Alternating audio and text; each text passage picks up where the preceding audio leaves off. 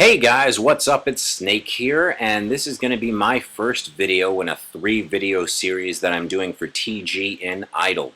And for those of you who don't know what TGN Idol is, it's sort of like American Idol, but for YouTube directors. So if you've never been to their homepage, I'm going to go ahead and leave a link in the description so you can come and check out some other up-and-coming new YouTube directors. And for those of you who are actually finding this video on the TGN Idol YouTube channel page, then I hope you take a moment to go ahead and click the link and come to my channel and come and check me out. For those of you who don't know, my name's Snake, and I love all things zombies. When you get to my channel, you're going to find out some storyline stuff and strategies, Easter eggs, gameplay, that sort of thing. I also have some Black Ops multiplayer gameplay, and I'm going to be expanding to other horror games as well. You know, some Left 4 Dead stuff, Silent Hill, Resident Evil, that sort of thing. So let's go ahead and get right down to it. Today we're going to be talking about a solo strategy for the map Numa. And Numa is one of the original 4 zombie maps that was part of the World at War zombie maps. But I went ahead and picked up the hardened edition of Black Ops, so I was able to get the original 4 maps remastered. But on August 23rd, everybody's going to go ahead and get a chance to pick up those original 4 maps along with the new map, Moon. So I figured why not go ahead and put out a solo strategy for some of the old maps. Now, I just want to start by saying that this strategy is not my own. I did not come up with it. It's been around for quite a while, but I figured why not go ahead and give it a refresh and sort of show you from my perspective the best way I think this strategy can work. So when you start out, you're going to go ahead and get as many points as you can, just sort of point horror with the zombies. You want to let them come in a little bit at the beginning just to see if they're going to give you any drops. Now, once you get to like round 3 or 4 and you get enough money, you're going to go ahead and open up this door. You don't want to open up the stairwell door, and we're going to find out why in just a little bit. Now, what we're shooting for is somewhere between 3,000 and 4,000 points. And after you get about 3,000 or 4,000 points, you're going to go ahead and head downstairs. Now, as you see downstairs, there's a really big open area in here, and in the early rounds, even up to round 10 or so, there's a lot of room for you to run around. There's not really too many places where you can get stuck, so that's a good thing. Now, you see the box is going to be right here, but right across from it is the Thompson, and depending on how much money you have, the Thompson is actually going to be your best bet. As you can see, I have 3,840 points, and what I want to do is start looking for perks. So instead of hitting the box and running the chance of getting a law or something like that and having to hit it a second time, I just go ahead and stick with the Thompson even though it's a little bit more money. Now that gives me enough money to run over here and check this area.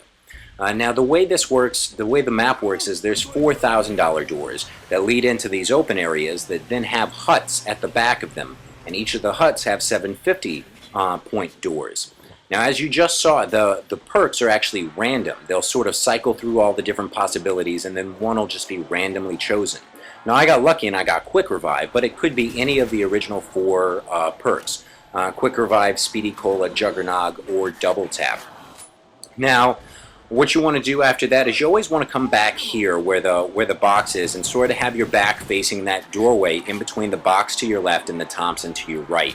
And you just sit here and wait and pick off all the zombies as they come towards you to hoard your points again.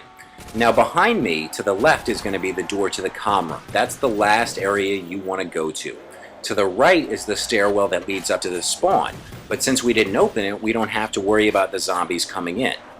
Now, after you get some more points, you're going to go ahead and start venturing into the other areas. I picked storage, but again, it's all up to you. Since the perks are random, it doesn't matter which one you open first. It's all kind of luck as far as whether or not you get Juggernog early or late in the game. Now, I get really lucky, and obviously you saw I got Quick Revive first, and here we go ahead and I get Juggernog. And even though I don't have enough money, it's still good that I went and found these 2 first, because Juggernog and Quick Revive are going to be the 2 most important perks you get. The other 2 aren't as important. Now again, I go back here and I'm waiting for the zombies to overrun me, and that's when I go ahead and open up the comm room door and back up into that area, because it gives me sort of an escape route. And now that I've got that opened up and I have Juggernog and Quick Revive, I'm going to go ahead and get Bouncing Betties. You could easily get Bouncing Betties earlier in the game if you wanted to, But as far as I'm concerned, that's just another 1,000 points spent that could be put towards getting Juggernog. Now that I have Bouncing Betties, it doesn't matter where you put them, but you want to go into an area that isn't the comm room area, an area that you're not going to be during normal rounds, and go ahead and leave the Bouncing Betties just like I did. And what we're going to be doing is we're going to be setting up these Bouncing Betties for dog rounds if and when we need them. Then I go ahead and I come back here to the comm room area, and now that I have this open, this is where I'm going to spend the rest of the game pretty much. And as you can see, it's round 7 right now. Somewhere between round 7 and 10 is where you really want to get into the comm room and start the flow. Before that, the zombies aren't running really, and you can't really get a good rape train going. So just like any good rape train, you want to go and start walking slowly around the loop. And you see just to your left right here, there's that big open water area. Now the water area is going to be great for making crawlers, because once you get them in there, the crawlers are going to move so slow that they're not going to get in your way as you run around the map, and they're going to just stay in the water, away from your gun, away from accidentally getting killed or getting in your way somehow and causing you to get downed. And as you can see, I still have my pistol, so I haven't even hit the box yet, and you don't really have to just yet. You can use your points for more important things like opening up doors and getting the perks that are important, Juggernog and Quick Revive. And now as I run around, I just stop from moment to moment and shoot my bullets into the large mass of zombies in order to get as many points as possible.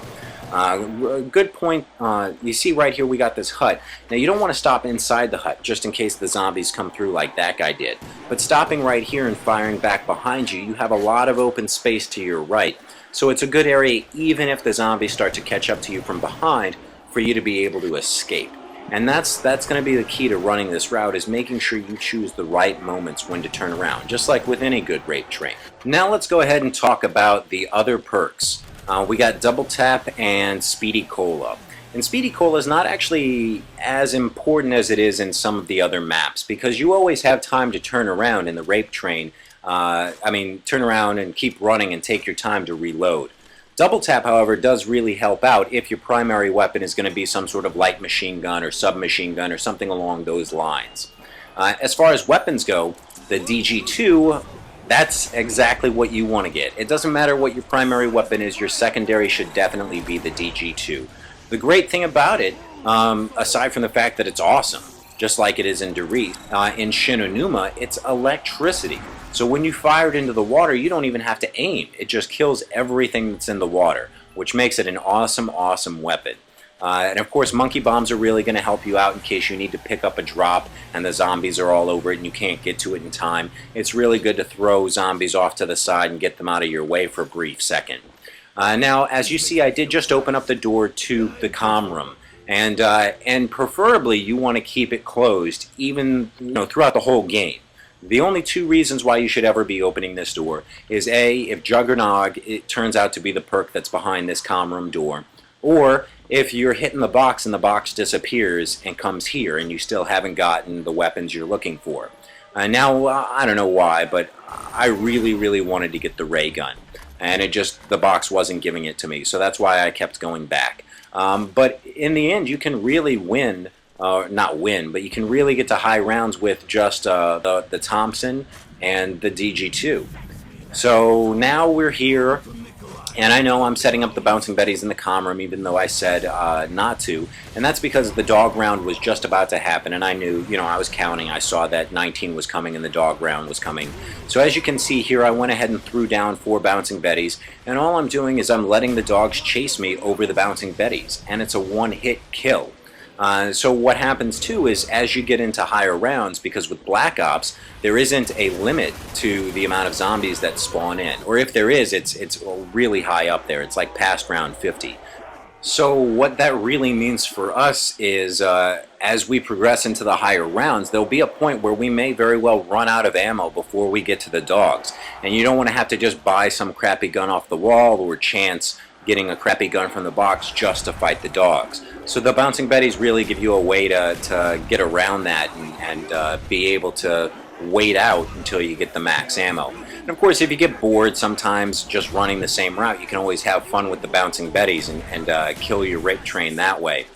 Anyway, that looks like it's going to be the gist of the solo strategy. I really hope you enjoyed it, and I hope it helps you out when the new map pack comes out. And of course, stay tuned to my channel, as well as TGN Idle, for the rest of my videos, as well as some more solo strategies for the original 4 maps. And until next time, guys, peace out.